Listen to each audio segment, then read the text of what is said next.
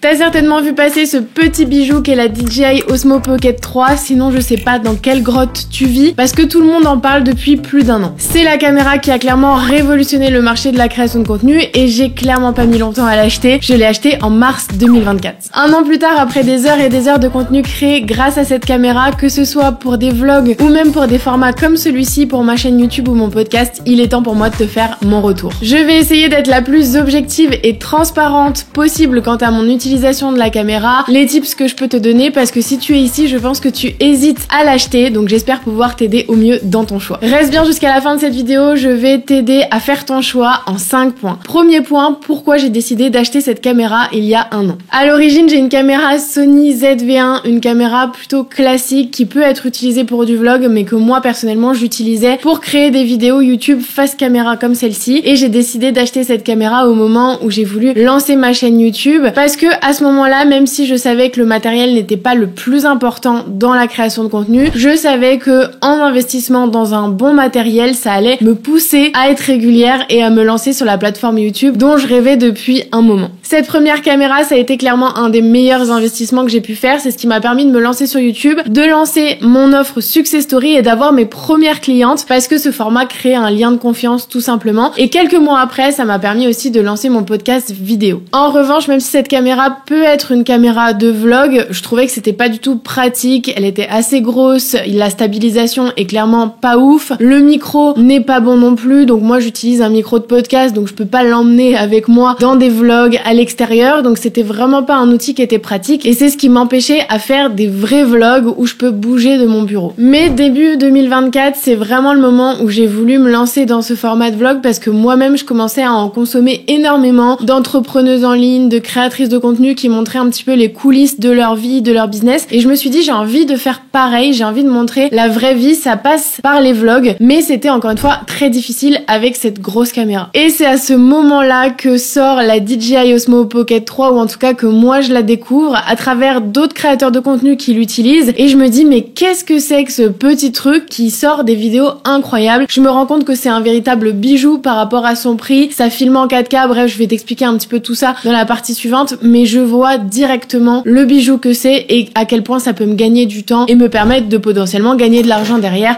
donc je n'hésite pas une seconde à acheter le pack Creator. Et donc c'est la deuxième partie de cette vidéo, pourquoi je te recommande d'acheter directement le pack Creator. En fait c'est tout à fait possible d'acheter la petite caméra toute seule, mais franchement je te le recommande pas du tout, parce qu'ils ont fait un truc génial qui s'appelle le pack Creator, dans lequel tu vas avoir un trépied, un micro, 2 batteries externes, un grand angle, bref t'as tout ce qu'il te faut pour créer du contenu qualitatif, pour te faciliter la vie et l'utilisation de cette caméra, et faciliter aussi la vie aux gens qui vont t'écouter et te regarder, parce que clairement ça va augmenter la qualité de ton contenu, que ce soit visuellement ou de manière sonore, et c'est ultra important à l'heure actuelle quand tu rejoins une plateforme par exemple comme YouTube ou comme un podcast, d'avoir un bon son et une qualité vidéo. À un moment on peut plus passer à travers. Attention, petite précision, il faudra quand même que tu achètes une carte SD en plus de la caméra, qui n'est pas fournie avec la caméra, ce qui est normal puisque tu peux prendre des tailles différentes avec des prix différents, des marques différentes, etc. Moi ce que je te recommande, de toute façon je te mettrai tous les liens dans la description, ce que je te recommande c'est de directement investir dans une carte SD 512 Go je crois que c'est, et là je peux te dire que tu as des heures de contenu devant toi. Si t'es comme moi et que t'as pas envie de t'embêter, moi clairement je laisse tous mes rushs sur la caméra tant qu'elle est pas pleine, et une fois qu'elle est pleine je commence à trier, je commence à supprimer,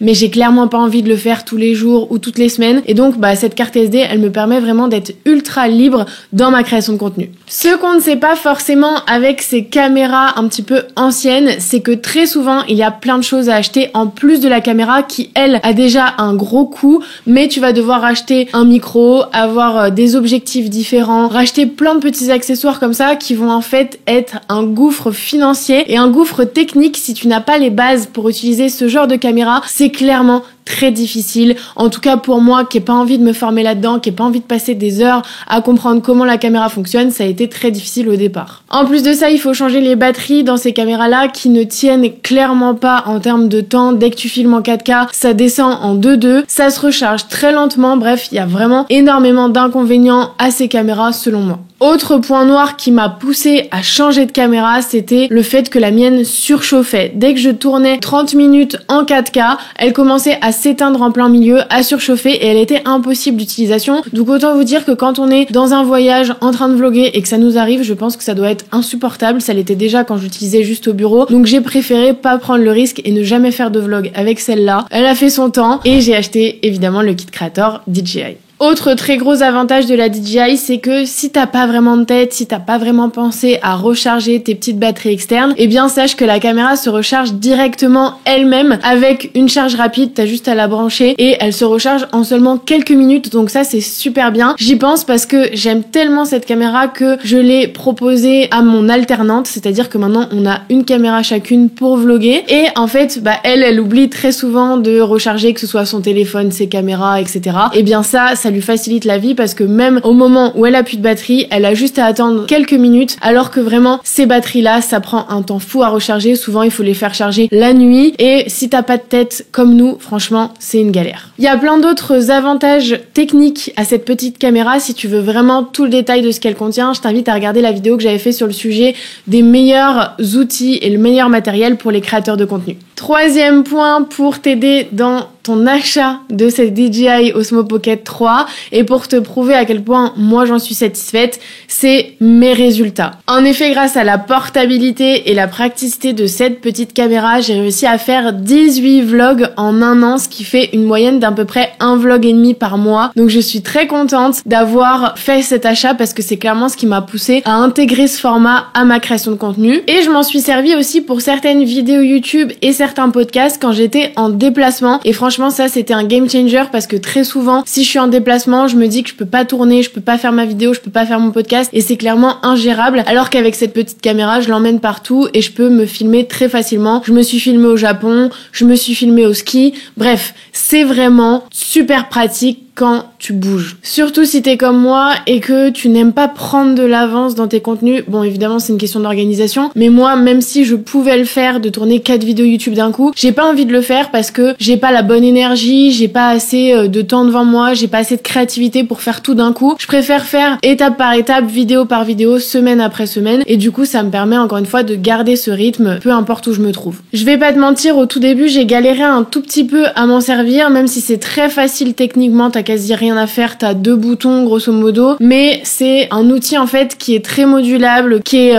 orientable très facilement, mais du coup au départ c'est quelque chose dont on n'a pas l'habitude et il faut un petit temps pour s'y habituer. Donc mes premiers vlogs étaient un peu banco, je sais pas comment on dit, mais après ça s'est très vite réglé et aujourd'hui je m'en sers très facilement, très intuitivement. Parlons chiffres maintenant. En un an j'ai gagné près de 6000 abonnés sur YouTube. Évidemment je peux pas attribuer directement ces nouveaux abonnés à cette caméra, mais je sais que ça m'a grandement facilité la tâche, encore une fois, parce que ce qui est le plus important sur YouTube, c'est la régularité, et tu l'auras compris, cette caméra m'a aidé à être ultra régulière et à poster chaque semaine depuis presque un an sur la plateforme. C'est ce qui fait que en fin d'année 2024, donc plusieurs mois après, j'ai commencé à prendre des abonnés. Évidemment, c'est lié aussi à une série notamment qui s'appelle Deviens une fucking queen que j'ai lancée sur YouTube et qui a cartonné, qui m'a fait prendre 2000 abonnés en janvier sur ma chaîne. Mais encore une fois, je sais que si j'avais pas été ultra régulière pendant plusieurs mois avant de sortir cette série, elle aurait pas eu autant d'impact et YouTube m'aurait pas autant poussé. Ce que je note aussi et qui est super important pour moi, c'est que le lien avec ma communauté s'est renforcé grâce à l'intégration du format vlog sur ma chaîne, parce que justement j'ai montré un côté plus authentique de moi, les coulisses de ma vie, des petits éléments de ma vie personnelle qui font qu'aujourd'hui